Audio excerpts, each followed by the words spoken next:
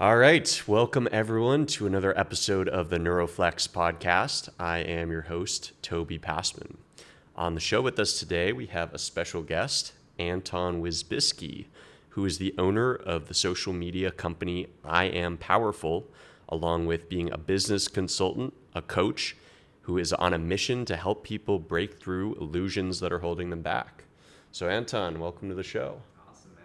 Thank you for having me. Of course. Excited to get into it. Absolutely.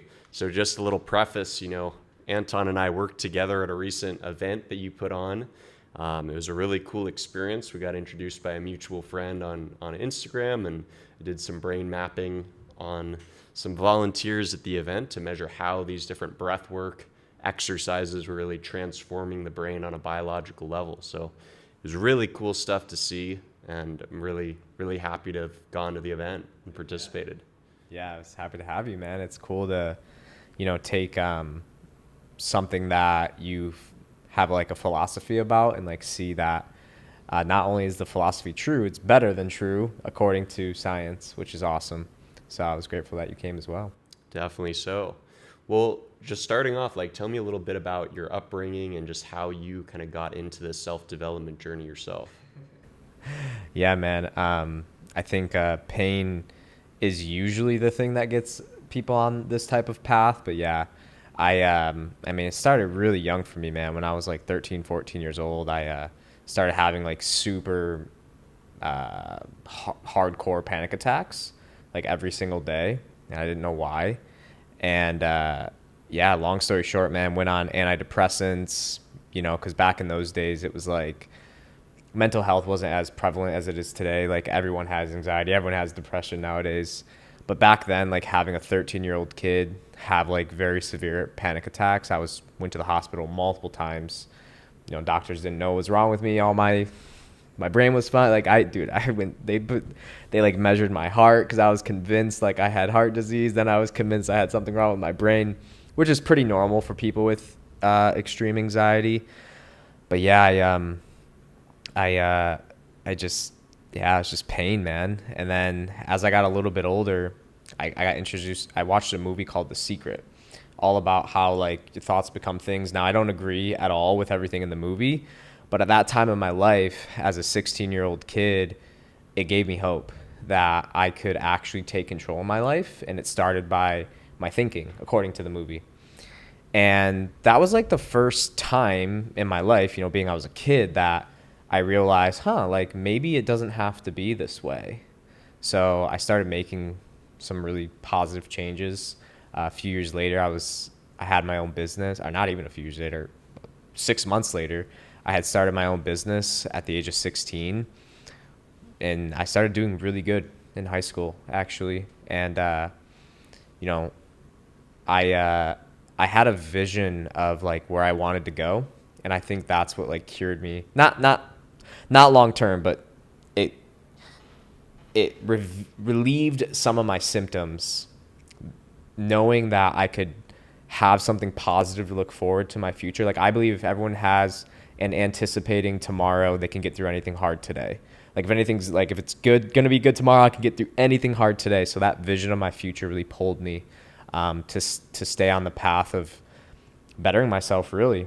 So I wouldn't say I cured the anxiety, but I was able to function as a normal human being. I found happiness.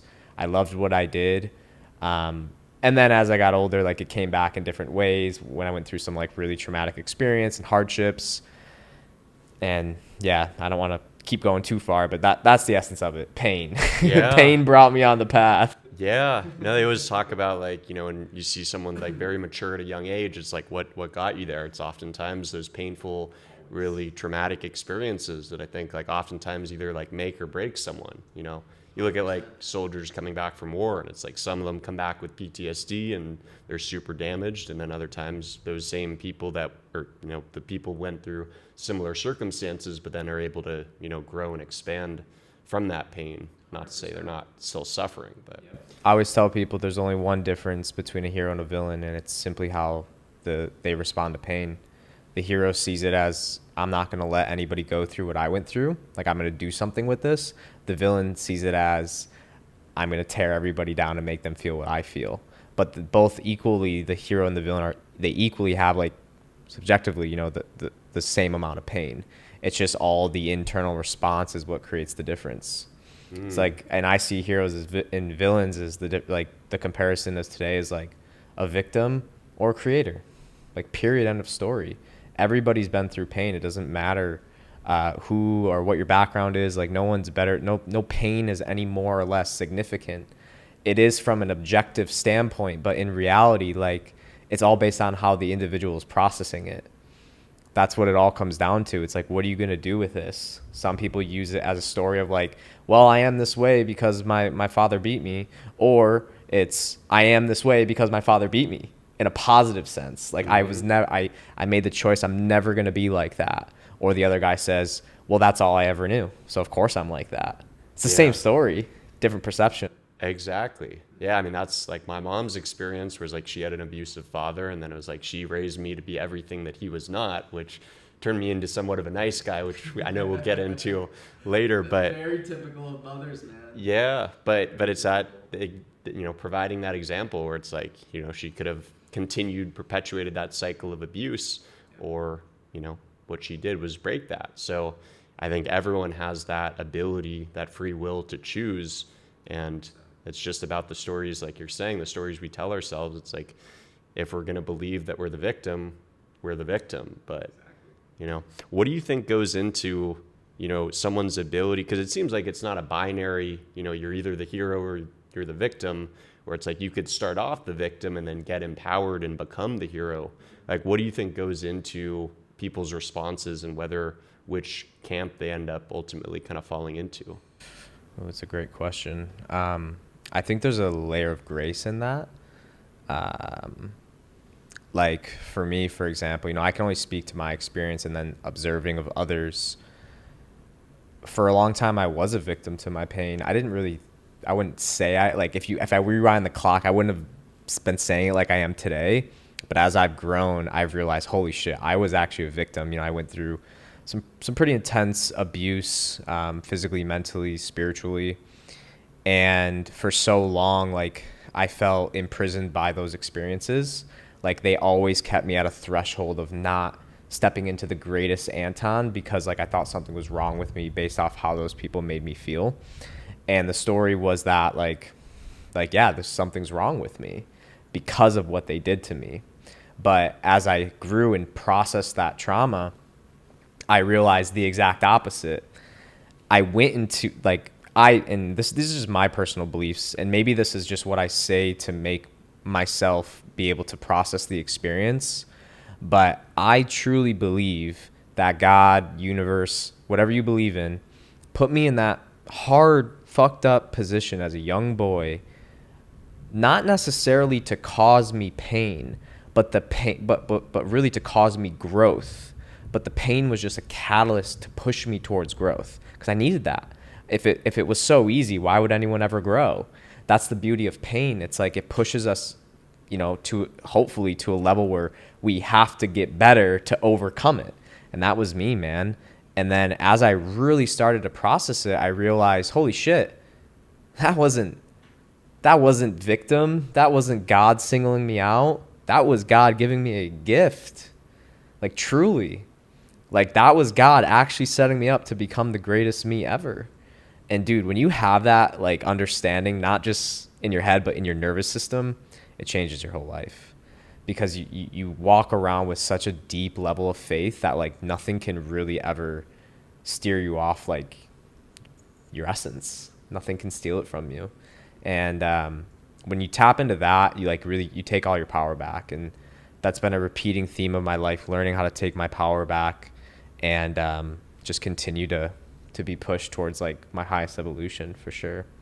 So in terms of that, like, self-belief, or that belief that what you were going through, what the universe was putting you through, no matter how hard, it was for a purpose, that there was some reason behind your suffering. Yes. What led to you having that epiphany? Like, was it from your own life experiences? Was it a conversation that you had with someone, mentors? How did you get from a place of victimhood to that empowered stage?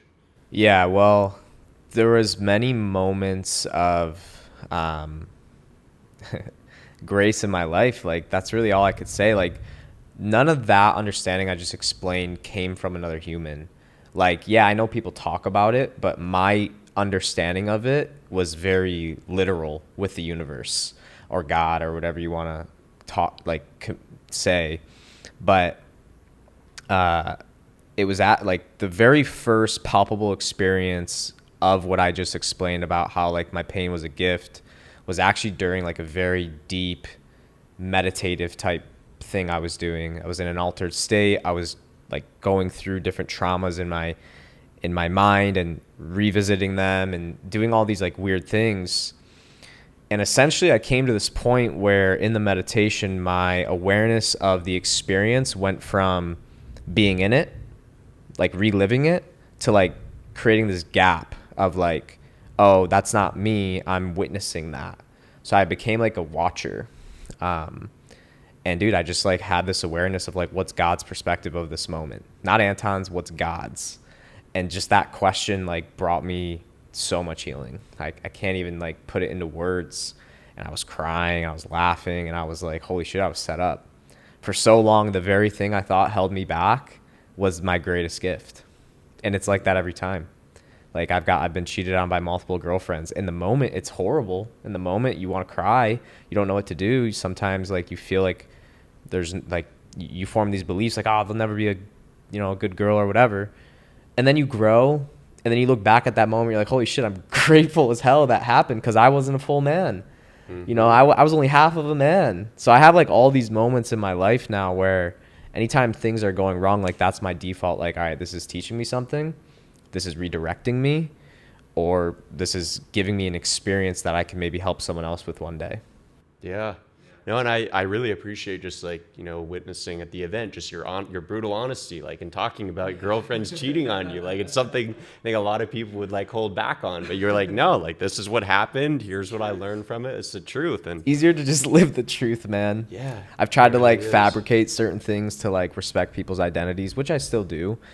But then like, I got to own my own truth as well. And that's been part of my process of breaking the nice guy syndrome.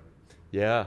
Yeah. No, I mean, when I think back like on my life, right after college, a couple years after college, I was in a relationship or kind of getting into a relationship with a girl, and then ended up having shoulder surgery. And then that same week, I had like 5 incisions all over, and she left me like that. Right. Dude, it was brutal. It was brutal. It was like my first heartbreak. It was terrible in the moment, like the most amount of like physical and emotional pain. And like, from what we know about neuroscience, it's like those are both working on the brain in the same regard. Those are both stressing the same receptors. So it's like, and in the moment I was like thinking like, if I can get through this, I'm going to be able to get through anything in life. And, coming out of it, the other side, it did really develop that self-belief and realizing like, no matter what gets thrown at me, that I'm going to be able to dig down deep and figure out a way to overcome this. So like what you're saying, I don't know how I would have had those realizations. I wouldn't have had them from reading a book. It wouldn't have been from hearing someone's story. It was going through it. It sounds like it was for you too. Similar. I think it's I really believe that every man is on like the typical like Joseph Campbell's hero's journey. Like I really believe that. And I believe that is like the almost like blueprint or archetype of our soul. Like something instinctively inside of us knows like no problem is too big for the soul. Like something just in us knows that. I feel like kids even have that wisdom. So it's like and when I said grace earlier, that's kind of what I'm alluding to. It's like, it's beyond mind. It's beyond logic. It's like something more, Mm-hmm. How do you think, like, is it possible, is your role in someone's coach or leading these events for people who've been through a lot of pain, a lot of hardship in their life, but they're still in that role of a victim, playing the victim? Is it something that they have to simply experience enough pain to the point where they're like, man, you know what, I got to make this shift internally? Or is it something that you can help catalyze, you think, from the work you do? Oh, absolutely. You can absolutely help catalyze it. People are really driven by one or two things: to get out of pain or get into pleasure. That's really it. And if I'm looking at somebody and they're having an issue and they're telling me they want a solution, I know one or two things. They need to either have so much pain in this moment to realize something's got to change. Otherwise, they're going to keep winding up in the same scenario. Or kind of like what I alluded to earlier, they need a vision of their future that's going to be pleasurable. Like I said, if you have a positive today, tomorrow, any hardship from today can be grown through. So I've worked with some of the greatest teachers and coaches in the world. I've been able to model and study with them. So I have like a lot of mirror neurons in my head from a lot of my teachers. So sometimes the answers just kind of pour through me, and I trust my intuition in those moments to like not let my logic be the guiding force here, but let my subconscious, like a greater intelligence that is inside of me and connected to something greater, to guide what I need to do in this moment to serve this person. Because that's really all my intention is. Like, I want to help this person. And as you saw at the event, like, I never use the same approach on anybody. It's always radically different. And that's because I'm basing my approach based off the individual in front of me. So, when I'm working with somebody and, like, let's say they're a nice guy, I know for me, I need to show up more aggressive, because that's going to push against their programming of what maybe their role model of a masculine man is. So if I can show them that I'm kind, but you can't fuck with me type aggression, they're going to be like, that's new for them. So I'm going to use that to like influence them in a positive direction. And I really base that a lot. Like my approaches, I'm basing it a lot off of like archetypes. I'm looking at like, what would a king do in this moment? What would a warrior do? What would a lover do? What would a magician do? And I'm really, really sensitive in those moments to the energy of the individual in front of me, and just seeing, all right, I'm looking at their body language, I'm looking at how they're responding, I'm looking at their eye cues, I'm looking at everything, and their body tells me if it's true or not. It's like your nervous system, just you can see it in them. Their shoulders will drop, or they'll have this there'll be something that latches on in their nervous system, and I'm like, oop, I know I'm onto something, because it doesn't always work. I switch it up a lot. Like I'm just trying to feel where they're at, where they responding. And then once I see I got something according to what their body's telling me, I just double down. Yeah. It's pretty cool. It looks like magic, but it's really not. Yeah, it's just like that super developed intuition, I guess, on your part in terms of reading people. But I'm assuming that probably comes from reading yourself and getting really honest with yourself. That's part of it for sure. You can only take people as far as you've gone. Right. And no, I mean, that's definitely, I appreciate your approach in that sense of like, clearly you've done a lot of inner work yourself and like working with some of the top people in the personal growth space. I wanted to ask you about, because obviously we've talked about, what we can learn through our own personal experiences, and that's obviously quite a lot. Yeah. But there's also obviously a lot of wisdom, in people who are masters. And I want to hear, just working with some of the top people. I don't necessarily need to name drop, but we definitely could. Yeah, you can. I mean, if there's a specific one you want to talk about, I'm happy to share what I learned from them, because I've worked with many different types of masters, and they all come in different forms, but they all have a similar kind of outcome of like greater growth in whatever category. But there's a golden thread I found. Okay. Yeah, maybe you could, touch on a couple that you found, like what were some of the biggest takeaways or things that you feel like you learned from some of these people that really helped you grow in your life? Man, it's really hard to imagine my life without my teachers. Like, not to pedestalize them or anything like that. I don't do that at all. Like like zero. I'm doing I'm like being a what's it called when you're like intermediating the audience from the crowd or from the teachers? What's that person called? A mediator? Like a mediator. Yeah. I'm like being a emceeing. That's what I'm looking for. I'm emceeing an event for real life gurus next weekend in California, and it's like these are like legit gurus. They do like 50,000 person events in India. Like no advertisement, just like show up. It's just crazy. Like they're very like real gurus. And although they're wise and although they're beautiful people, although I love them, I will not put them on a pedestal. And that's because I know the opposite of that, what happens when you do put people on pedestals. And it's just human nature, man. Unfortunately, there's a dark side to human nature, and I've experienced it many times. So I learned my lesson. But yeah, I just want to like give some context to that, because I don't want people to see like, oh, like,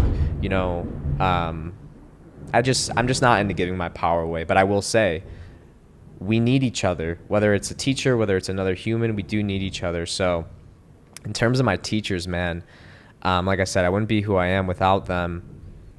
And I mean, they've all taught me different things. I think the biggest thing for me was just an expansion of what I thought was possible on this plane of existence. I actually knew at the age of 16 that I was going to be a teacher one day. My first teacher was Bob Proctor.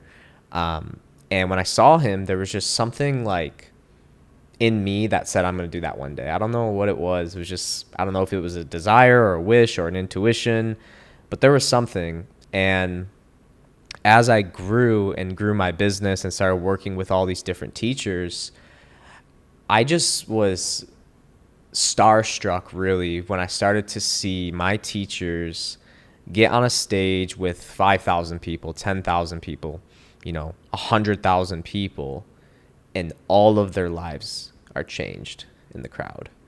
I was like, when I experienced that, I was like, that is just beyond what I could ever comprehend, like see myself doing. But after experiencing it literally so many times, I just was like, man, these people are agents of change. And that just really inspired me. Like, I'm not into schooling at all, but I love education. And that's what I think personal development provides people. Like a good teacher, man, like there's nothing better in life. Honestly, they can shortcut your process. They're like a coach. They can tell you the hard things, maybe your father or whoever never was able to tell you, or maybe your mother or whoever it is. We all have these people in our life that leave a huge impact. But for me, man, just like, there's so many lessons, but really I think if I had to sum it up, it's just like pushing the envelope on what's possible as a human, like, and what's possible when like there's a person that really has a desire to serve. It's so beautiful. It really is.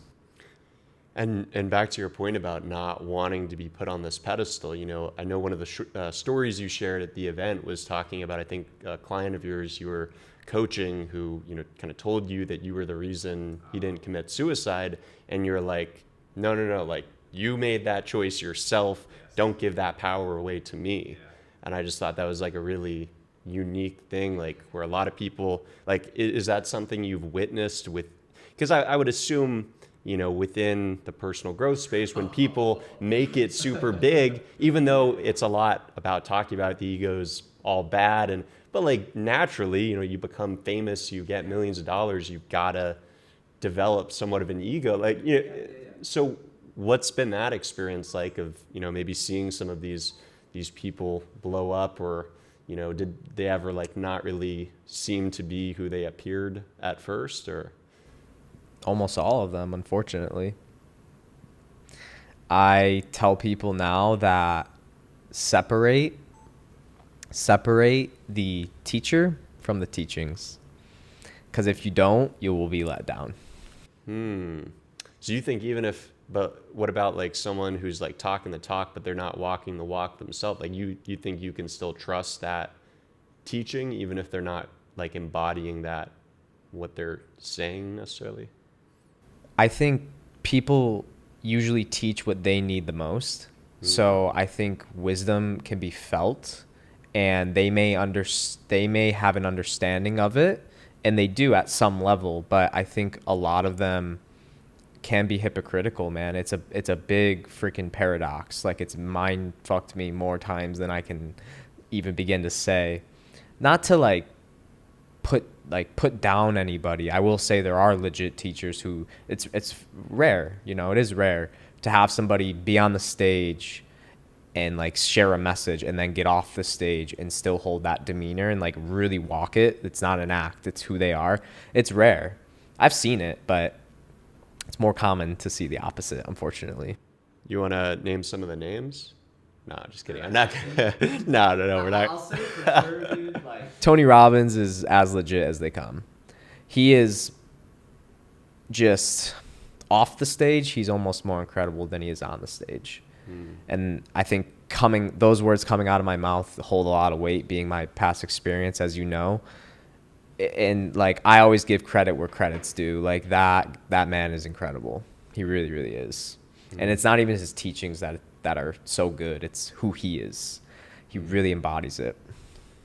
It seems like something, tricky kind of in your position or people like you, where it's like people are coming to you to seek answers to all these things. And it's like, you obviously do have quite a lot of answers, but you're also someone who's like admitting, I don't have all the answers, right? Where it's like, I feel like in leadership, it seems like people need to see the leader possess a certain level of confidence to follow them, right? 100%.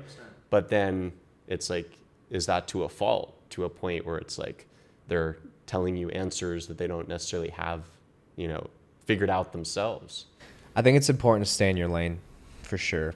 I think I was going down that path of being a lot like my teachers, and that's funny because that was also my biggest fear. And I started to see myself become like that, and I had to have a long, hard heart-to-heart with myself and get really fucking honest, because I realized I was saying things that weren't rooted in my understanding, but through my teacher's understanding that sounded good, that I could say it like them, but I wasn't walking that path. And that was actually like literally like about a year ago that started to happen to me, and I really started to like actually hate myself because I felt like I was creating something that wasn't real. So I was like, I need to change all of this. So I actually changed. And your guys' event that we did here a couple months ago was really Anton. It wasn't anything else but Anton. And that for me was it's really important and significant because, dude, it's easy, man. It's easy to get lost in that. And I'm small. I'm like nothing in this industry, but dude, like you said, some of my clients tell me I'm the reason they're still on this planet. And it's just like, yeah, that might sound good to my ego, but I really don't try to hear that because it's not true. Like, it's not actually true. They might have that perception, but dude, like, their fingers on the trigger. Like, I'm not pulling it or not pulling it. Like, that is a choice they're making. Yes, I can influence them. Yes, I can shine a light. But I think as a human, to bear that responsibility is too much for anybody. And I don't want to take that route because that's not who I am. I am so flawed. That's why I swear in real life. I'm going to swear in interviews. I'm going to swear on stage. I'm not going to dumb down or over amplify anything other than I am. And when I started doing that, dude, like, fuck, man, it just feels good. You don't have to be something. And just it. And I think it builds trust. It's like I trust you more, like admitting, like, I don't have all the answers, or this is the way I messed up this situation, because it's like we're human. Stories, man. Yeah. No, but I mean, that's like a very admirable thing to be vulnerable in that sense, because I think it really does connect a lot of people to that story, rather, and maybe prevent them from, putting you on some pedestal that isn't necessarily accurate. I really hope so, man.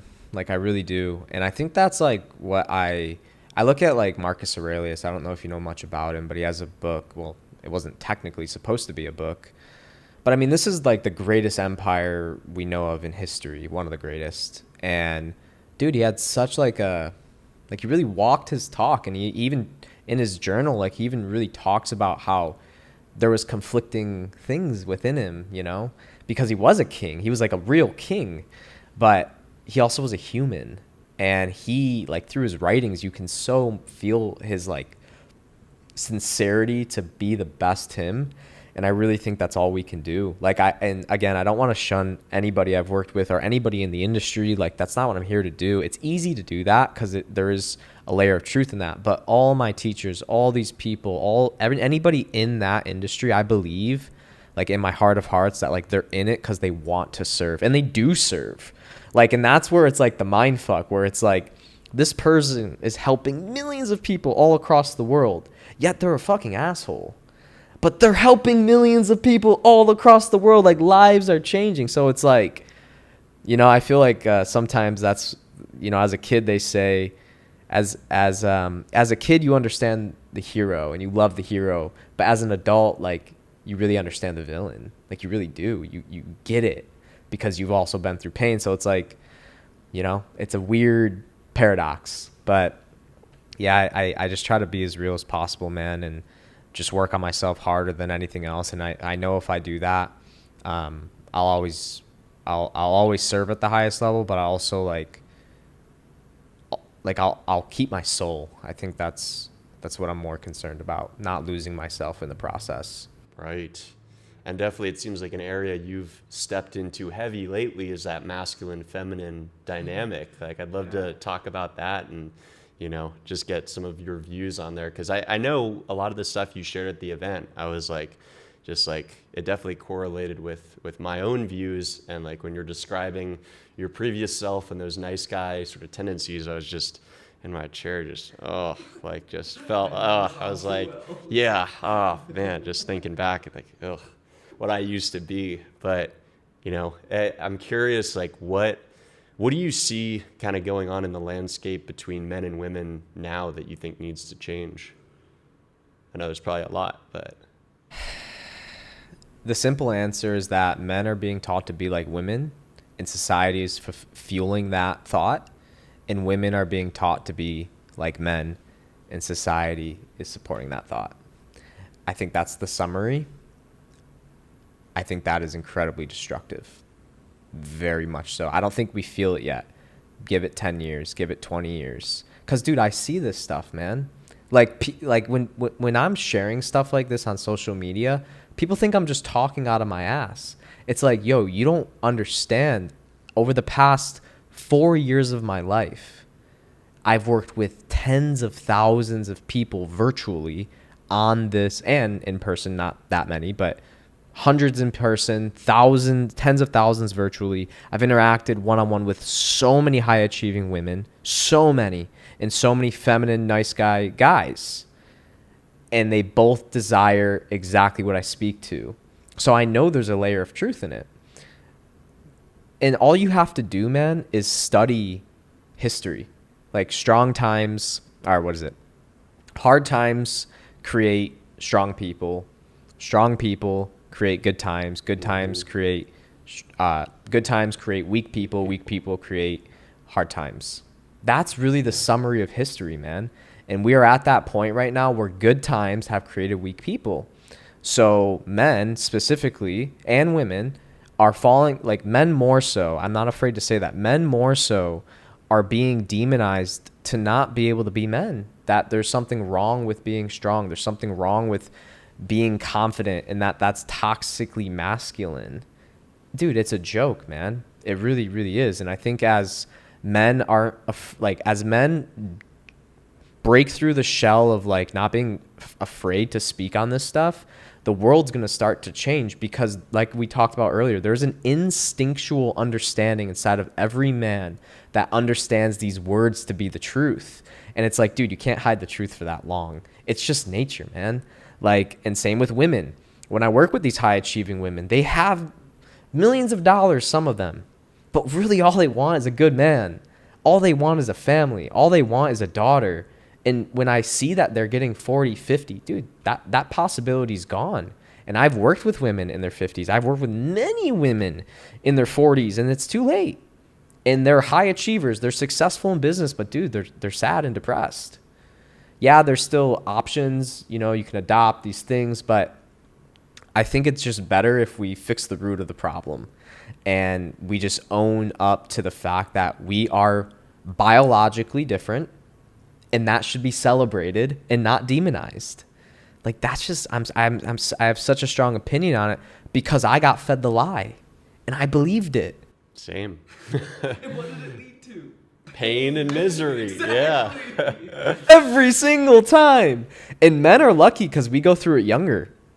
So we can adjust quicker. Women don't, bro. They start realizing this in their late 30s, mid 30s. It's different from men, man. Most men start to realize this in their late 20s. Well, we're not even in our prime until our 30, 40s. It's a little different for women. So we have an upper hand in that battle, but it's important that we speak up because like the whole feminism movement, they don't realize what they're doing. They're literally destroying the thing they're trying to help by making feminine energy seem like it should be masculine. How does that make any sense? It makes no sense, which is why there's all this these problems, man. And it's not the women's fault. It's actually the men's fault. And we have to take responsibility for that. Because as kings, as sovereign beings, women are sovereign as well, but as that fatherly energy, dude, the father is the one that influences the household, or the masculine energy, I should say. Because women can have more, like sometimes it is the woman who embodies more of a masculine energy that has that fatherly approach where they can have those hard conversations. They can be raw and honest. They can tell you what you need to hear, not what you want to hear. That's what a father does. And he knows, or they know that they might lose your love, but that's okay because they're giving you the lesson. And I think like more men need to just own that shit, dude, and own it unapologetically and get loud about it and talk to your friends about it and share about it. Because, dude, like this is why figures like Andrew Tate and these other masculine figures are blowing up. And that has a problem in itself too, because the figure of a divine masculine, so to say, is very skewed, man. It's more of like, it's more of like a big brother instead of a father. And that's okay. But there needs to be an evolution in that consciousness as well, from what I'm observing and seeing. Mm-hmm. Yeah. And I know, something on a biological level that, might be a big driver of this is, men's testosterone levels plummeting over the past few decades. But what other factors do you think like have led to this shift in, and you talk about sort of the lack of polarity where it's like both genders kind of moving towards more neutral, like, and you mentioned just before that you feel like it's men's fault that it's driving this. Like, what do you blame? Like, why is this happening? There's so many factors, man. So it starts off usually there's many scenarios. I'll walk you through a few of them. One is you have an overbearing father. This was kind of my scenario. My father was very powerful, very dominant, very aggressive, very intense, also incredibly loving, I will say. But as a young boy who is also extremely empathic, I'm sensitive to energy, my dad's overbearingness almost made me like not be able to develop into a man, but like always be the scared child because it was too much. It's just too much. So I shut down. And again, this is an individualistic thing. Everyone's nervous system's a little bit different. Some people's core response when they're under stress is fight. Others is freeze. That was mine. And, or run. Like, there's a lot of different responses. So it's based off the individual, but the father and the mother and when I say father and mother, just the masculine and feminine energy role models in your life as a young boy or girl. On the other hand, the mothers had a bad experience with masculine energy with the father, so they project on their child to never be like their dad because he's too wild or he's too mean or he's too nice even sometimes. It's all these cues. So if the father was too mean and you shouldn't be like your father, the mom projects that onto the kid. So the guy becomes a nice guy because his version of masculinity says what his father is doing is wrong. And that's a dangerous road to go down because it's through the lens of his mom, but his mom's a girl. It's different energy. So this is kind of what my mom started to do as I got older. Thankfully, I was older, so I could kind of decipher if this was really the truth. And that's really, it starts in the household, man. It really, really does. That's part one of the problem. Part two of the problem is society at large. Hollywood, music, there's like masculinity that promotes almost like an abuse of the feminine through rap and these different things. There's Hollywood movies that make it seem like men should bend ass backwards every little way towards their wife, when really it's the complete opposite. Men should be able to hold a core center so strong that they drive the direction of the relationship. Doesn't mean the feminine isn't important, but the man is the driver. I look at the feminine as like the oracle, the advisor, to see beyond the physical realm, to tap into the spiritual, and that's where the feminine really thrives. And that's equally as important. It's just a different role. And that's where society goes wrong. They think like when I say that, I'm saying women are not good or they're not as important. No. They're just as important, just in a different way. And that's where I think people are confused. Men are trying to become like women. Society is pushing that agenda, and women are trying to become like man, again, because society is saying, this is important. This is what a woman is. A boss bitch, a this, that thing. You don't need no man. Like all these programmings, dude. And these girls hear this at a young age through influencers or their mother that they look up to. So they're receptive to that information, and they grow up and they're 35 and they're miserable because they bought the pill. They took it in, and that was me. It was like, I believed men should be gentlemen, like gentle man, like no aggression. And of course you don't want to be aggressive, but if you don't have the aggression built up inside of you in a healthy way, guess what? It's going to come out in an unconscious way eventually. And dude, there were so many times where my whole life I never got angry. Like I never got angry. I always got sad. Like that was my dominant, like the freeze kind of response. It was like a closed, depressed. As I started getting older, there was like that aggression was never expressed, and I'd like blow up on a girlfriend out of nowhere. Like crazy shit, dude, where I'm like, where did that come from? Like, holy shit, I'm being like my dad. Yeah, you're being like your dad because you've neglected that shadow your whole fucking life, so now it's coming to get you. So you either run from it and it comes out in unconscious ways, or you integrate that shadow to become a healthy masculine figure, which is why like I am so big into martial arts. I'm so big into fighting in a you know, a closed format, so that you can express that aggression, because nice guys have no idea how to set a boundary and enforce it. Nice guys have no idea how to say no.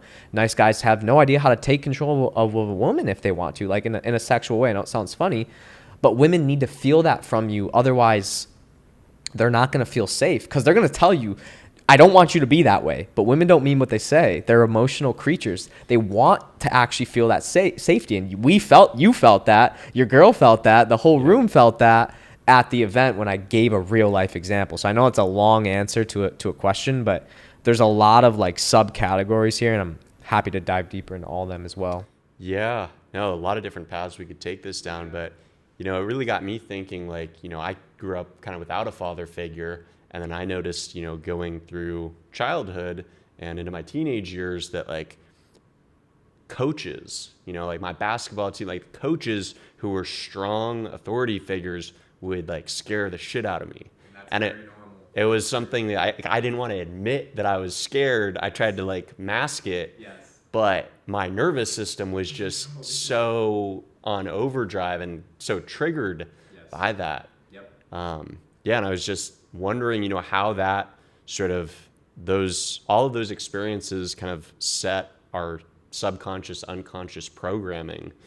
And what do you think people can do about that to, you know, actually rewire their nervous system and change, you know, kind of as they progress through, you know, into adulthood? Because for me, I feel like it was very much pain, you know, like what we've talked about, seeing and just having so much like lack of success with girls, where it was just realizing, okay, you know, this nice guy Hollywood bullshit doesn't work. I wish it did, like it would be easy, but yeah, but like what can people that kind of have gotten to that realization, but maybe they're still, you know, recovering nice guys, or guys that realize they have those tendencies but are looking to break out? I know obviously jiu-jitsu and martial arts being a great one, but what other strategies or things can guys implement? I think first and foremost is that you need brothers in your life. It doesn't mean blood. It means real fucking friends, like masculine men, or at least men who are striving to become the best versions of them, and surround yourself with them. Get as close as possible as you can to them. Seek out a coach, a good coach though. There's so many bullshit coaches. And also study what it's like. Like I study the archetypes, and as a man, for me as a man, love my dad dearly. But I wouldn't say he's the masculine figure like I look up to. He's not necessarily my guide anymore. I had to look beyond what he could give me, which is okay. He's on his own path too, and I love my father. I wouldn't be who I am without him. But as a man, you can study story. You can study mythology. and look into a deeper understanding of the male psyche as a whole, which is what I've done and spent the last like year really kind of like a maniac going into, because I was looking for those answers because of pain. I thought, like, when you give a girl that you love and you think you're going to marry, you give her everything. That's what men do. Men, the masculine energy wants to serve. It's a selfless energy. It really is. A true divine masculine man has a desire to serve his queen, to serve his community, to serve his mission. And when you're so encompassing with that energy, and then it's taken advantage of, or what feels like being taken advantage of, like, you're like, yo, I've given you everything. How could you do an act like that? How could you cheat? Or how could you leave? Or how could you this? Or how could you that? And then it happens again. And then again. And you're like, all right, maybe it's me. That's the fucking problem here. So that's what happened to me, where I was like, I got to look at me. I got to look in the mirror. And that's when I started to learn about the polarity of the masculine frame. There's dark and light. And most men have no idea what that is. The light guys are like the typical nice guys. They're usually overly spiritual or very spiritual, but they have no fucking backbone. They're soft. They're super fucking soft, and they will get destroyed by a typically masculine man. And toxic masculinity, think Andrew Tate, he is dark masculine. And there's nothing wrong with dark. It's not bad. It's just that aggressive. It's that kind of selfish side. It's that Tyler Durden Fight Club energy of like, yo, I'm going to live life on my fucking terms. I don't care if the world burdens down its process. I'm the shit. Everybody needs that as a man, to some level. Overly on that end, you're getting into toxic masculinity. That's the criminal. That's the abuser. That's the rapist. But overly light, that's the pleaser. That's the guy that gets kicked around. That's the guy that, you know, raises kids who are just as soft as him. They equally fuck up society equally. So the goal is, okay, how do we integrate these two sides so that we can become wholesome? And there's a lot of ways. Like I said, get around powerful men, join jiu-jitsu, get in a gym, learn how to talk to women, go on dates, put yourself out there. Like, if you want to become a man fast, go on as many dates as possible. Start cold approaching women. Talk to women. Dude, the gift of the feminine is it shows men where they're weak. It just amplifies it. They will hit you in any spot, and that's the gift. Some men don't like that challenge, but if you're truly masculine, you'll embrace that, because that's the gift the feminine gives you. It's like this big mirror. This is where you lack. This is where you're limited. So yeah, that's a way to fuel that process and be a huge catalyst to make it go quicker. Yeah. No, I feel like you really can't bullshit with women, because it's like they pick up on those subtle feminine, energy cues, you know, where it's like, feminine, they see yeah. beyond the physical. yeah. And it was something like growing up, you know, I had a lot of social anxiety and I would try to hide that. And I thought I was doing a somewhat good job of that until it came to my interactions with girls, where I was like, no, they could totally feel my anxiety. Then I could see that they were getting anxious because they were feeding off of that. And then I was like, you know, obviously not getting great results. So, you know, just that, I think that's like such a helpful feedback system, but not a, Scared to go there, though. yeah, well, it's not a pleasant, because it's like shining, it's like putting this like mirror right up to your face and saying like, hey, take a look at who you are. Yep. It's very confronting. Yeah. And nice guys hate confrontation, so they run from this shit. But and nice guys are masculine. They've just become a little emasculated. Like, they've just kind of forgotten who they really are. So they need to kind of wake up that wild boy, as we refer to in the book Iron John. But that kind of that primal, aggressive, crazy boy, he's not harmful. Like, he's perceived as harmful, but he's part of every man. So nice guys, like when I'm coaching them, and a lot of people look at my Instagram and if they're not a nice guy, they get confused, because I am speaking to the nice guy. I'm not speaking to the guy that already like is great with women and is in a happy, committed relationship. Maybe I am, if he's also a nice guy. But if he's like kind of more on the dark side and he is more like a toxically masculine man, he's not going to resonate with my stuff. Yeah, I was gonna say. Yeah, he's not going to resonate with it. But the nice guys, who's primarily who I work with, they're like, holy fuck, this guy's confronting his shit. And I'm intentionally doing that because that was me.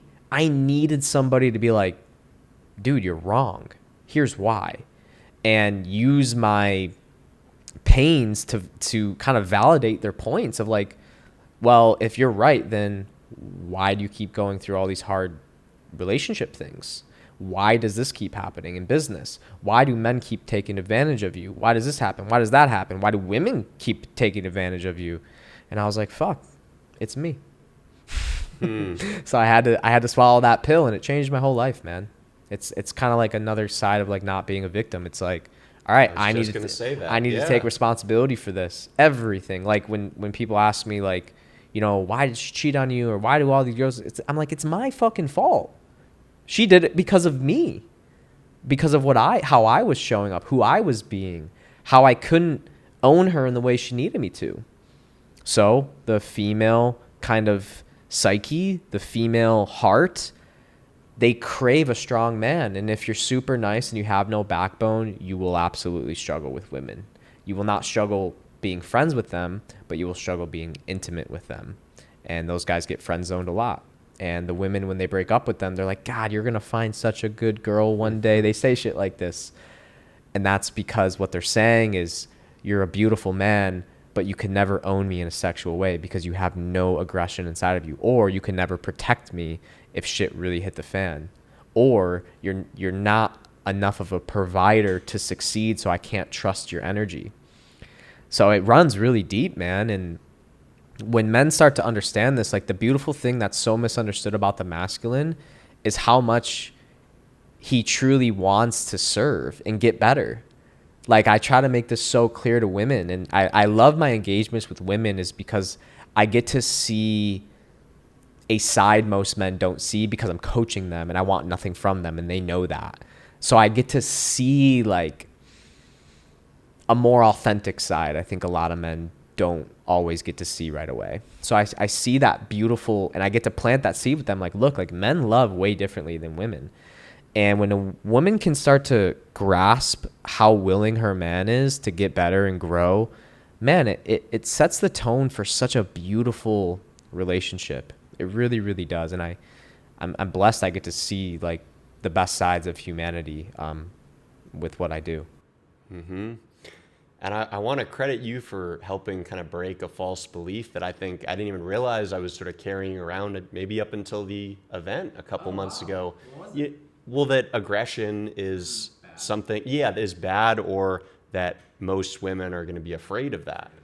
And because I was taught, I was taught growing up, like, don't be like, my mom trying to teach me, don't be like, my grandpa, right? So, and like, but then seeing like all of the, not just my girlfriend, but like all the girls, like all the women at the event, their reaction, to the men wrestling, it was like unanimously like super positive, attracted. And it was like something that you said that really connected with me was like that they feel safe, that they feel like if shit hit the fan, if someone was to come in that room with a gun or something, that the guys would actually do something to defend them. Exactly.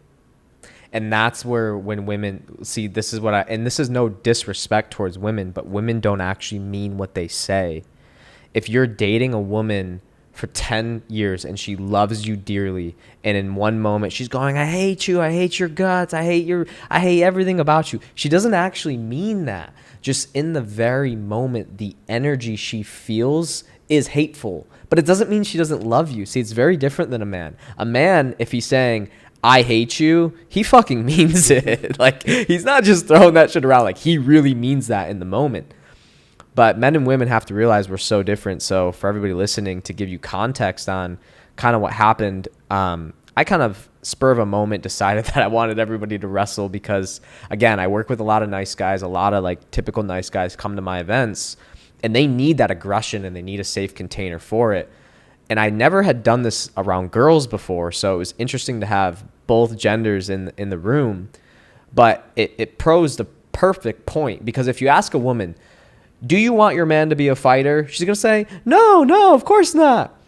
Yeah, until some shit hits the fan and he needs to protect you. See, they don't mean what they say. So when the man goes and we wrestled, all of us, we just wrestled and there's no structure. We just went for it. The women were actually scared watching that, like, holy shit. But they knew they were safe, and then it translated to, holy shit, these guys could protect me if they needed to. And that tells their nervous system, these men are safe. but society will say that's toxic. See where it's so confusing, because women don't actually realize what they're doing by really amplifying the message of like toxic masculinity. No. You want a little bit of toxic masculinity in terms of society standards, because that's the very energy that's going to protect you when it needs to be there. When shit hits the fan, if a man is super soft, he's going to run. He's going to throw you in front of the way of the bullet or the knife because he's a bitch. He's scared. He's weak. That's not a strong man. That's a weak man. So a strong man has the capability of anger and aggression and protection and strength and the ability to dominate if needed to protect you and him and maybe your kids. And to not have that energy developed as a whole is a bad place to be. A strong man has that energy, but it's controlled. That's the difference. It's not out of control. He's fully in control. That's why I love martial arts, and that's why specifically why I love jiu-jitsu. You don't have to hurt somebody to beat them. You can get on their back and choke them, and they're done. Nobody was hurt. You lay them down and you go. MMA or boxing is a little different. So it's like really a true form of what like strength really is. It's the capacity for danger, but just the capacity. You just got to be capable. And that's it. And if you need it, great. You know, you'd rather have a warrior in a garden than a gardener in a war. It's like that's a classic quote, and it's like, yeah, that's the truth. I agree with that fully, and I've seen it to be real in my life. Yeah, and the point I wanted to make, just mind's going blank here. I'll edit this part out. It's going somewhere good with this. Oh. Yeah, I wanted to ask you about like one thing about masculinity that I feel like, you know, a lot of men are, you know, being encouraged to embrace their emotions. And like we obviously talked at the beginning about vulnerability and like the positives, the pros of being vulnerable, that it, you know, shows this element of truth and connects people. But then it can also be taken too far, and you can, as a man, become kind of like a bitch. So how do you feel like, how can guys find that middle ground? Because I feel like it's so much the two opposites, the two extremes, where it's like either this toxic masculinity or super feminine nice guy. In terms of being vulnerable and like dealing with our emotions, expressing our emotions, how can guys kind of find a middle ground? Yeah. Integrating of both sides is really the key to what a true man is, in my opinions. In terms of vulnerability, like when a woman says she wants you to be more vulnerable, what she means is she wants you to have the capacity to be able to communicate clearly what you're actually feeling, because that gives her the sense that you have it under control. What she doesn't want is to give you solutions to your problems. Women don't want to do that. And where nice guys go wrong is they think they need to be totally unfiltered, honest all the time, 100% real, everything they're feeling, they express. And those women always leave for a more alpha masculine man every single time, every single day of the week. Or if they stay, there's no passion in the relationship, and it becomes very neutralized, where they're just good friends. And, you know, that happens so many times. But again, if you're overly dark, and we talked a little bit about that polarity, those men do need to learn how to soften a little bit, because every single man has a lover inside of him. Those toxically dark masculine men, that's a warrior. A warrior is numb to their emotions. They're a warrior. They can't be emotional. They have a battle to fight. But anybody who's stuck in that archetype 24/7 is going to have problems elsewhere. They're going to fall into shallowness, because a woman does want a layer of depth. That's why spiritual men usually have no problem getting the girl. They have a problem keeping her. That's usually the issue, because they've fallen too deep into the open-heartedness, vulnerability, and then in the back of her head, she's going, this guy's weak. He's a beautiful man, but he's weak. He can never protect me. He's not capable. He's out of control, because he has no grip on his emotions. When I talk about men shouldn't be emotional, I'm not saying literally. I'm saying that they should feel whatever they need to feel in the moment, just not let it control them, not let it dictate their next action, not let it come out in speech that's unconscious, but but that they're in full control, like a king, like a stoic, where anything can be happening. The plane's going down and that pilot is focused. Like, all right, I got to stay calm because if I don't, we're all going to die. That's a strong man. That's a real man. Is he scared? 100%. He's fucking terrified. But guess what? He's not going to let that interfere with what matters right now, people saving people's lives. And I know I go to an extreme example, but it draws a good context of what that really means. So men should be vulnerable. Like, I'm not opposed to that, but I think they need to be vulnerable with other men. Like, that's where I think it goes wrong. A lot of men run to their girls and then the girls get turned off. So it's like, yo, have a circle of men where you can really share what's really going on. And the guys are going to give you a solution. They're not here just to listen. Like, yeah, that they might hold space if that's needed. But, you know, some men need to feel that validation, and that is kind of a more feminine guy, and that's a whole nother conversation. And you can do that, but you can give them the validation with giving them that kind of lovingly father, like, dude, like, stop being a bitch, bro. Like, what's the problem here? All right, let's find a solution. Get to work. I don't care how you feel. Like, that's sometimes what's needed. So when women say be open, be vulnerable, what she wants is you to, like, feel what you're feeling and communicate it to her, but not let it dictate all your next actions. Like, if you're sad and depressed, she doesn't want you to just close off and then go into your room and do nothing. It's like she wants you to explain, like, listen, I'm not having that good of a day. I'm a little emotional, but I love you dearly. And I'm going to get back to work, but I just want to let you know, like, this is where I'm at today. That's being vulnerable. That's being honest. That's being real. But look what you're doing next. You're not dumping that onto her. Like, give me a solution. You're my savior. It's like, no, I'm having a hard day. I'm still going to work, but I wanted to give you this understanding so you can realize why I might feel distant or whatever it might be. Mm-hmm. And when I think about that, it's like, I wonder, like, because it's something I feel like I've run into in my own life of, like, going and, like, venting, you know, but it's like, when I think about it, it's like women are so good at listening that it's like easy. I feel like it's easy to fall into that trap. And then oftentimes, like, I've definitely had plenty of, like, you know, guy friends where it's just like, and I feel like the, you know, not the spiritual kind of woke masculine, I guess, but like the typical guy, you know, what do guys do? You know, go to the bar, watch the game, just like make small talk. Right. So it's like not really, like, you're not really getting at that honest, those emotions, but it's like finding men who you actually can talk to about those things. I've noticed it's just so needed, but it seems like lacking, you know. It's very lacking, and you have to be careful that it doesn't. You have to be careful that if you're doing it, it's with a group of actual strong men. Because if it's a group of feminine guys, they're gonna perpetuate the problem because they're gonna hold space like a girl would. But a real strong man is going to kind of put you in your place to where, like, yes, your feelings are valid. They matter. But this is what you need to do, because if you don't, your mission is going to fail, or your business is going to fail, or this is going to fail, or that's going to fail. Like, I got into this really bad habit of running to my weakest friends or my mother when I had a problem. Horrible thing to do. They're going to confirm your own bias. They're going to feed you back your self-fulfilling prophecy. Like, oh, it's okay. Like, you have every reason to feel sad. You work so hard. Da, da, da, da. They're going to justify it. If you go to the kings in your life or the divine father, like just the archetype of those friends or that uncle or that grandpa or that figure or that coach, they're going to give you a whole different answer. They're going to show you love. It's just not going to be in the form you want. That's tough love, but that's love. They're going to tell you what you need to hear. Like my jiu-jitsu coach, he just did this to me yesterday. You know, I hate losing. Like, I just hate losing. And I'm not good at jiu-jitsu. I've only been training, you know, since December. So I'm brand new at it.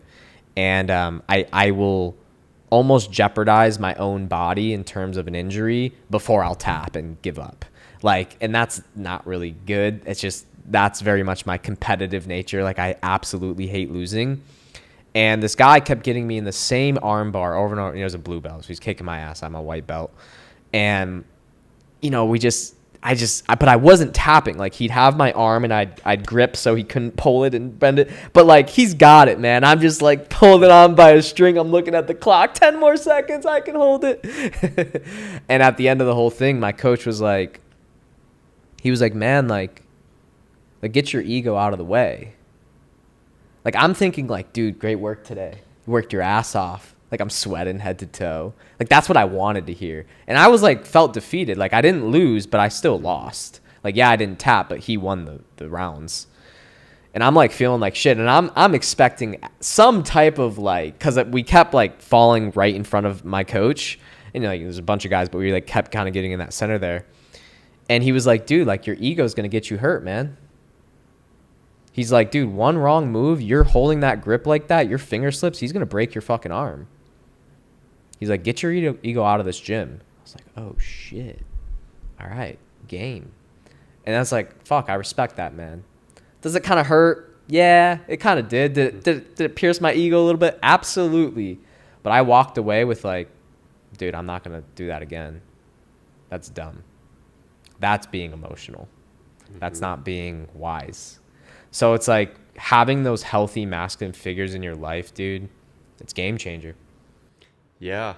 Yeah. And just people that are going to feed it to you straight, you know, rather than like confirm your own. I feel like, you know, if I'm like struggling with something and I'm like just kind of venting about it or talking about it, and it's like, it might feel better to be like, oh, you know, it's just random. Like, you could feel that way about all those girls cheating on you. Oh, it's just, you pick some bad girls to date or whatever. It's easy to like feel that, and it feels like good because then it takes the blame off of us. Yep. But in reality, that bitter pill to swallow is probably going to be the one that's actually going to help us quite a lot more. Way more. Yeah. Because we remember that. Yeah. We don't forget that. Exactly. So it seems like there's a lot of lessons. Obviously, you talked about jujitsu, a lot of lessons men can learn and develop in that way. But what about business? You know, I know that's the subject of your next book coming out. Yeah. And tell me what, you know, how do all the concepts of, you know, masculinity that we've been talked about, how does that show up in a business context? If you're a nice guy, you will struggle in business. When I started business, when I started my business, although I was wearing the hat of an entrepreneur from the outside looking in, I was an entrepreneur. I had employees. I was an entrepreneur. Dude, I wasn't an entrepreneur. I was an artist, nice guy, running a business, and it wasn't until I got so taken advantage of by clients, by employees, by competitors, that I was like, fuck, dude, this is like, business is a savage game, man. It's savage. You see the dark side of humanity, like some Robert Greene laws of power, laws of human nature type shit. It all plays out in business, man. It's very much like the drug game, dude. Like, it really is. It's that savage. Like, people want to steal your product. People want to steal your customers. People want to see you lose. And people will also try to like get a deal out of you all the way. And if you're a nice guy, dude, there was times at the beginning of my career, I was giving clients my services at cost. Like, I was making $0. Like, for months and months and months on end, because they negotiated that to me and I didn't know how to say no. I didn't know how to say no, and I didn't want to make them feel bad. So I put my self-sacrificing. That's a weak man. That's a nice guy. I'm putting someone's needs before my own, but to the point of my own detriment, to the point where he's not getting the best out of me either. So it's like, dude, I have countless stories and countless lessons. I mean, when you're a nice guy, you can't fire. So I held on to a couple employees for years because I felt bad. You know, they have a family, they have this, they have that. Well, that's not my problem as a business person. If they're not doing their job and they're not doing what they need to get done, and I've given them multiple warnings with very clear, specific details as to why we're having these conversations, and it's still not changing, and I'm still holding on to them, that's a disservice to everybody. They're not learning the lesson. I know in my head at some level they're not going to stay with me forever. So by me holding on, I'm hurting my clients, I'm hurting them, and I'm hurting myself. And I'm hurting the company culture as well. So it's like, there's so many lessons I could share about how these like masculine dynamics play into business and even the core of masculine energy. It's mission, it's liberation, it's freedom. Like, that's what the masculine wants.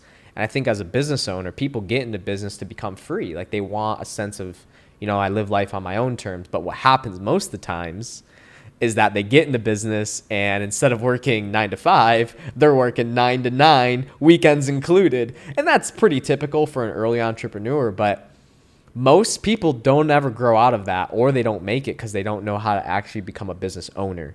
Such a difference between running a business and owning a business, because most people who run a business, they're in the weeds all the time. They operate everything. Shit doesn't run unless they're there. That's normal in the beginning, but I had to learn, like, as a man, I can't be Anton the artist and Anton the CEO. Like, I have to be one or the other. Or I could hire somebody to build systems around Anton the artist so we could duplicate this. Then Anton the CEO could manage Anton the artist systems. So I'm still getting my like kind of piece of it or feel into it, but I'm able to scale.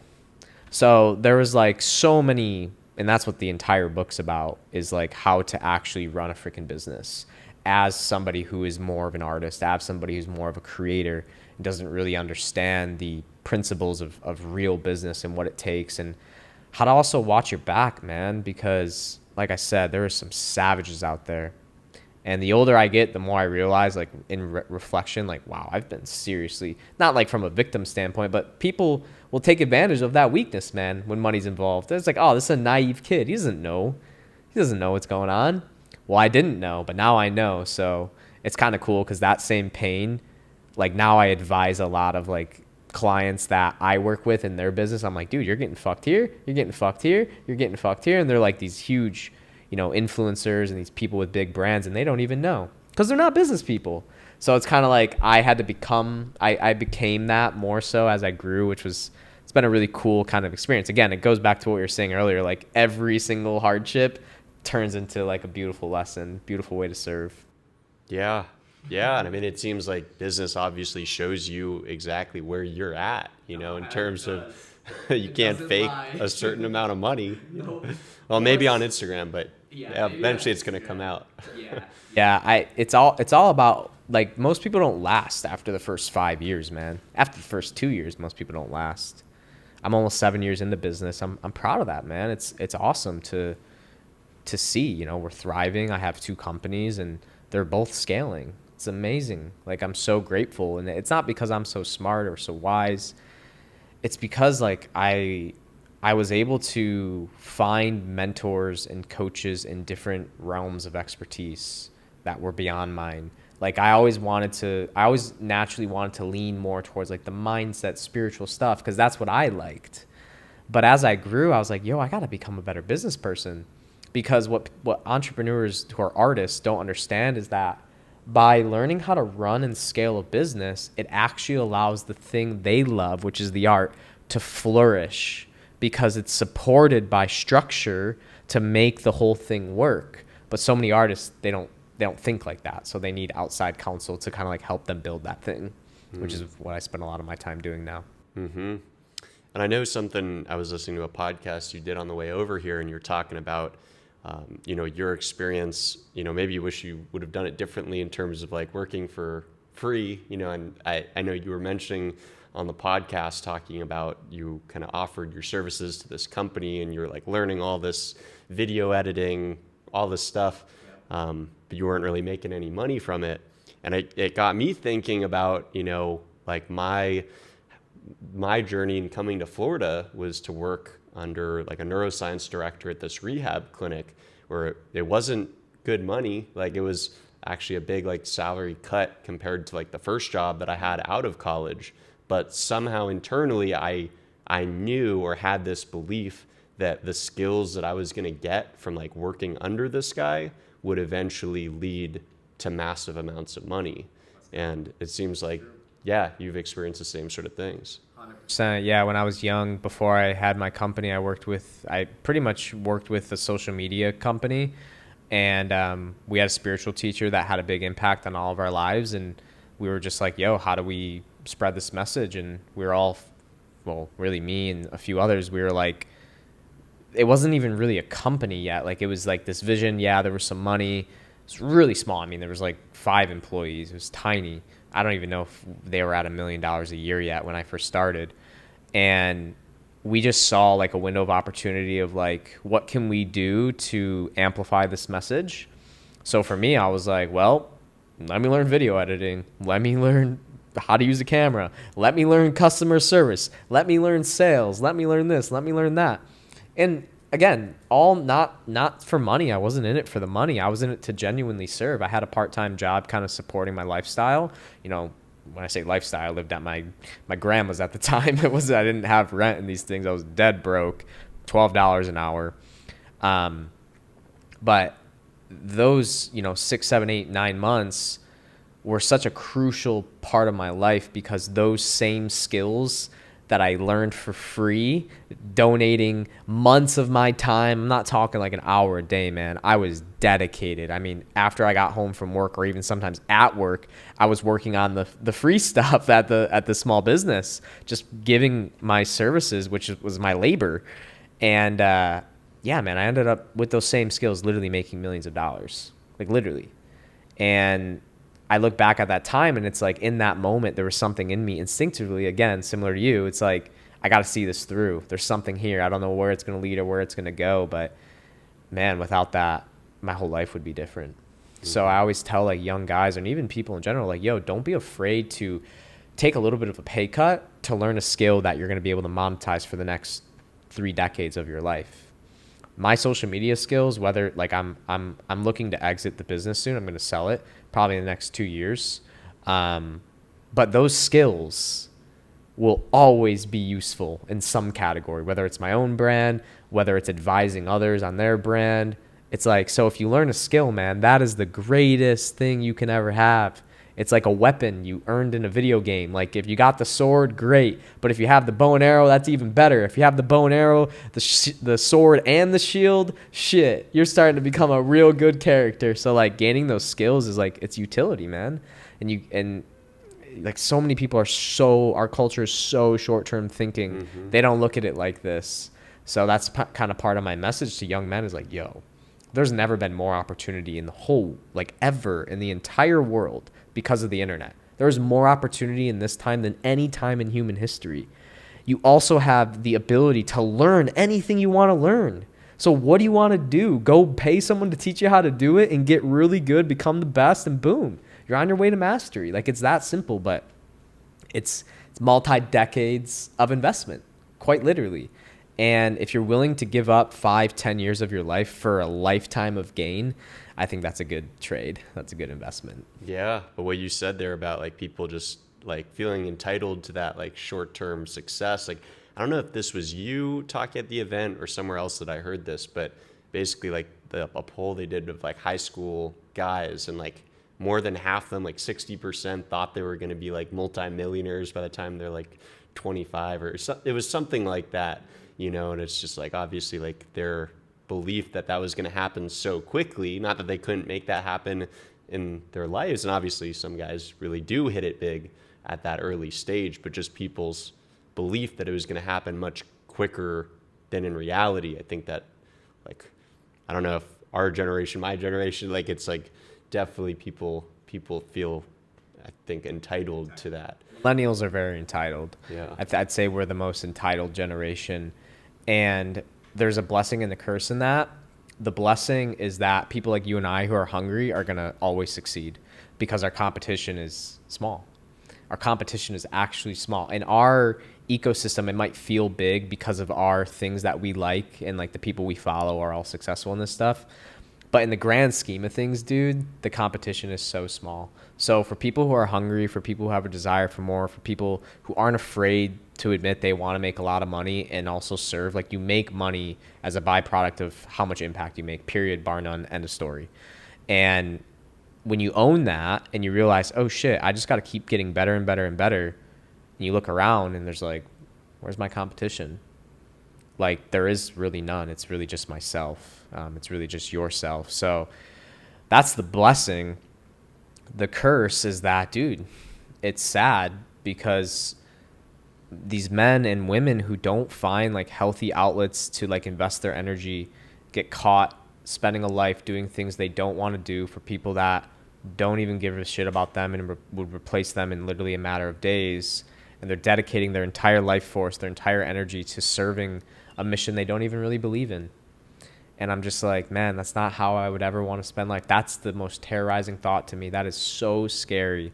So that's why I spend a lot of my time helping people see beyond that thinking, because there is possibility. There is a way to change your whole life. There is a way to make $1 million in a single year doing what you love and enjoy. There is a way to scale your company. There is a way to write that book. There is a way to go viral on social media talking about your passions. Like, it's all there. It's just, are you willing to do the work? Are you willing to get the help you need? And are you willing to dream big? Most people, dude, they're gutless. They're scared to dream big. My thing is, like, dream as big as you possibly can and go all in on it. Go all in on yourself. Worst comes to worst, you're 50 years old and you haven't made it. Whatever. Go start some other career. Like, who cares? Go get a job at that point. But wouldn't it be better to know, like, you invested it all to find out it didn't work instead of, like, what if? Because I feel like for the person who really invested all, they make it, man. The universe is so gracious. Like, it gives you exactly what you're willing to accept and what you deserve. And if you're working day in and day out and really honing in on your mastery, how could you not get what you're trying to create? When we look around, so many people are scared to commit to something, man. They're scared to say, this is what I'm doing. I'm going all in. It terrifies them because they're like, what if I fail? But it's like, even if you do fail, like, you're, as we talked about, you're still acquiring all the skills in the process. So, like, you're setting yourself up to win even in those failures. Exactly. You're not going to fail. It's going to lead to something if you're truly sincere. For the person who's like 50%, that's not truly sincere. You got to be all in. If you're all in 100%, you will not fail. You'll find a way. I always tell people the ultimate resource is resourcefulness. Period. End of story. And that's a byproduct of the energetic state you're in. If you're in a good energy, if you have a way to break through these traumas, these limitations, these stories, these narratives that hold you back, and you're focused on that outcome and you become resourceful, dude, you will just find a way. It's happened. I have shared so many stories in my book. It's beyond comprehension. Like, we're guided, man. And I believe, like, if you're a good, solid human being trying your best to do good, like, you can't not be blessed. It's literally impossible. Yeah. I love that, because it makes it feel like, again, go back to, like, talking about the struggles, you know, where it's like, regardless of what the universe puts us through, just that knowing that it's like for a reason and there's something better on the other side to look forward to. Yes. As we were talking about before, can get you through any type of hell you're going through in the moment. Anything. A promising tomorrow can get you through any hard today. I love that. I truly believe that. It's just because I've experienced it. Yeah. Well, so you got this book coming out. Yeah. Let's tell people when it's going to be out. Yeah, Becoming CEO Squared, probably as of now, I think we're looking at end of June, mid-June-ish. Okay. Yeah. So tell me, I know you already started writing your next book, but tell me a little bit about what's next in the life of Anton. Well, what's next is the launch of this book, Becoming CEO Squared. It's really a strategy book, but also like a guideline to business owners. It doesn't matter what stage your company's at, even if you're doing $1 million a year. I definitely wrote it more towards the entrepreneur on the verge of 6 figures or already making 6 figures. Like, that's kind of who I tailored it to.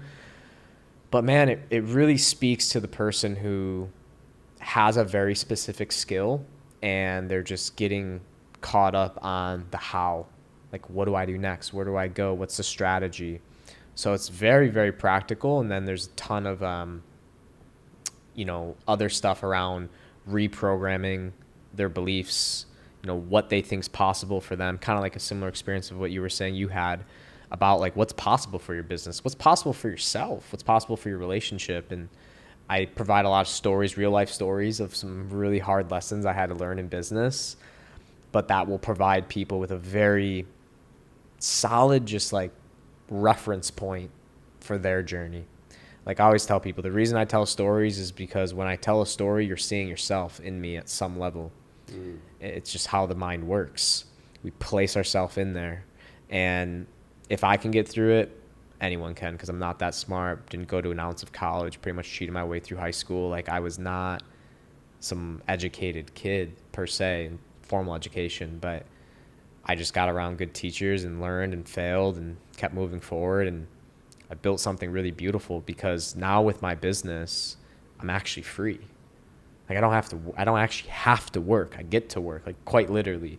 If I decide, you know what, team, I'm doing no meetings for the next 3 months, I'll make just as much money. Everything will roll just as fine. And that's what a business should be able to supply. The cool thing is I love what I do, so I still work, but I don't have to.